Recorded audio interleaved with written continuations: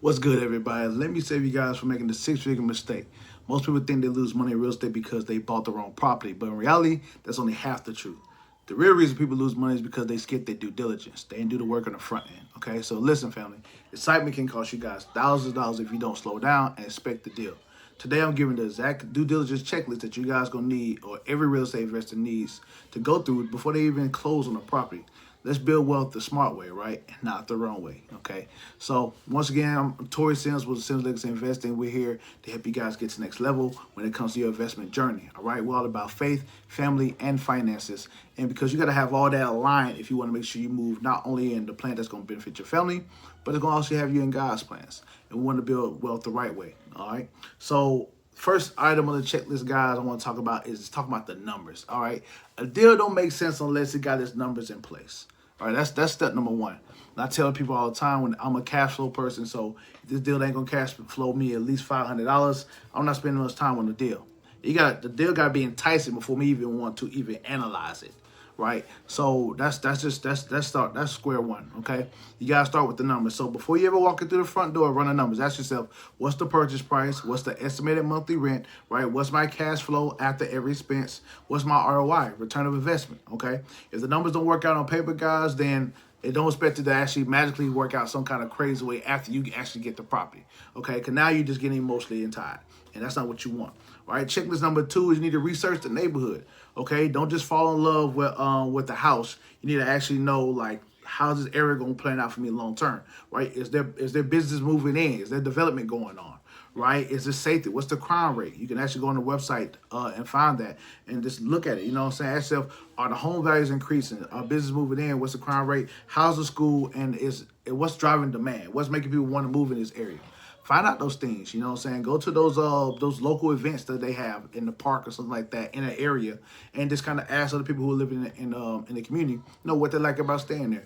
You'd be surprised on what you find out, guys. I'm telling you, it's really, really life-changing when you actually do that. It's just all about due diligence. The third I want to get onto is, like, get a professional inspection, okay? Not just looking around, oh, this looks good. No, you need to actually get an actual licensed contractor, right? Property inspector to look at the property. You want him? He's going to check for foundation issues. He's going to go up and he's going to go in that crawl space. He's going to check for anything down the bottom. He's going to check the roof, make sure the roof is good. He's going to check the plumbing. He's going to check the electrical. He's going to check the HVAC system. He's going to check for water damage. He's going to check for mold, and he's going to check for termites. All those things are costly if you don't find out about them on the front end of things, okay? And your contractor is going to have to go through those walls on the back end to figure that out. So make sure you actually look at those things in the front end, because I'm not saying that those are deal breakers, but if you got a problem with multiple areas of those, which are like pretty foundational issues, then you might need to pass on that deal, okay? Next thing you want to do is, for us check forward, you want to make sure you estimate the prices and do this honestly. Get actual contractors out there. Don't just go in the bathroom like, okay, this is the only thing they fix. This is going to about $15,000. No, you don't know. All right, get an actual contractor who gives you a free quote. If they charge you before they do a quote, I wouldn't use them. I find somebody else. Okay, get an actual contractor out there who will actually give you a free quote on what they're charging the price for that particular issue based off what their eyes are. Right, and you want to find contractors who have the bandwidth to make sure that deal happens. To make sure they give you a timeline how long it's going to take for you to get fixed everything, because time is money. The longer it takes in repair, or the longer it takes under construction to get that particular area fixed, the longer it takes for you to start getting paid for it, which means your expenses are going to keep on adding up, because you got a mortgage or you got something that you're paying on a monthly basis with this property, and you ain't got no tenant moving in there to actually reimburse you some of those funds. Okay, so timeline is important, and you want to make sure you show up at there, be there with them, so that they can actually follow the timeline that they set. Okay, that's huge. So don't guess. Get actual contractor estimates. Too many investors think that so they can just throw an idea out there and that's going to be the magical number. No, always budget and make sure you got somebody to back up what you think the numbers are. Okay. Number 5, you want to verify rental income. Okay, because if you're buying a rental, verify everything. Don't rely on what the seller tells you, because they lie. All right. You want to actually review lease agreements. Right. Check the payment history. Make sure they actually was actually receiving that monthly rent, right, and not just talking about an imaginary number, right? Compare the rents that's similar with properties nearby, and to be the income has to be real and not just assumed, right? And for me, it's had to work pretty well just really looking it up on Zillow. I'm gonna be completely honest. Whatever Zillow rent rate was, I pretty much rented my places out for that same amount, and I got it every single time. I haven't failed with that. So that's a good one as well. You can also call property managers like Remax or other brokers in the area and ask them, hey, what's your rental roll rate? And then they'll tell you, right? Or they can even got a document to let you know what it looks like. And then now you can actually physically see from a credible source what that rent will be in that area, okay? Checklist number 6, understand all your expenses, guys. Don't just be throwing money in the wind. All right, everybody knows what the mortgage is, but do you remember the property taxes? Some people forget about that. Insurance, a lot of people don't factor that in all the time. HOAs, did you know a HOA can actually close and make you lose your house? If you pay everything else, but you don't pay the HOA, if you don't do that for like two or 3 years, depending on what state you're in, yeah, they can foreclose your house and you can lose out on that asset. So make sure you pay your HOA. Vacancy, right? Vacancy rate. Not all the time. There's never going to be a point where this 100% occupied all the time. There's always going to be some time when you got a new tenant want to move in. You got to repair it during that time out. That may take you a month or some change, however long it take you. But there's going to be rent rate. It may go some months without finding a tenant. That happens. That's what you call a vacancy rate. So make sure you get those numbers as well.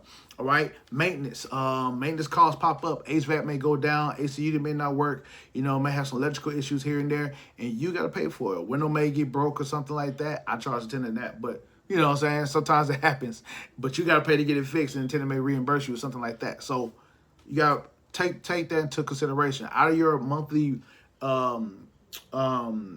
asset, out of the monthly rent that you get in, make sure you budget a portion of that rent, put to the side $100 or whatever, so that you can, that's your maintenance emergency fund, so to speak. Okay. Property management costs, right? Capital improvements as well. You want to make sure the house is in tip-top shape. So all those things need to take into consideration. All right. But also realize this: every last thing that I just mentioned, besides insurance, are all tax deductible as well. Okay, and vacancy rate as well. All right. Checklist number 7. Check the title. By goodness, check the title. Okay. You may think you got a property that belongs completely to you and there's no issue with it, and you can get a judicial liens or municipal lien. Those are liens that you don't know about, that maybe the county part charged the property for some grass that wasn't cut. It is on that title. And if it's not paid, they can come after your head. You know, so make sure you got a clean title, guys. Check that thing. A lot of people overlook it, right? Make sure there's no liens, no ownership disputes, no unpaid taxes, no legal issues attached to the property, right? A clean title will give you a peace of mind knowing that it's yours free and clear, right? Unless you got a mortgage, right? But still, you want to make sure you check everything. All right, number 8, review the local laws. Now that's huge. A lot of people try to, especially at the beginning, they want to do Airbnbs, and then they come to find out I know somebody that bought a whole commercial building, like I think it was like 24 units in there, and they was like, oh man, we about to make it killing, man. This is in a prime location. We about to Airbnb this thing out because there's a regular rent rate. You're not gonna make enough profit, but Airbnb, we about to make it killing. And too bad zoning in the property zoning in the state or the city didn't allow you to actually turn it into Airbnb. It would be illegal. They would penalize you for doing it. So guess what? That whole extra strategy you just had, poof, it is gone, guys. Check the law ahead of time. All right, you got to make sure you know what those rules and regulations are and what you can and cannot do at that property before you purchase. This is all you can do, you know what I'm saying, before you purchase it, before you make an offer on it. Right? You can do all this research that we're talking about now before you get it. So do your due diligence, guys. I'm telling you, it's extremely important. Every city is different. Even in the same state, they are completely different majority of the time. So make sure you check that out. Can you operate as a rental? Are there short-term resistance like the client that I had? Right? What are the permits required? What inspections are required? Right? Because some of them needs so many inspections that are done from make sure they're not a fire hazard, right? So the fire marshal got to come out there and make sure that everything's in place and make sure it meets all the statistics, right?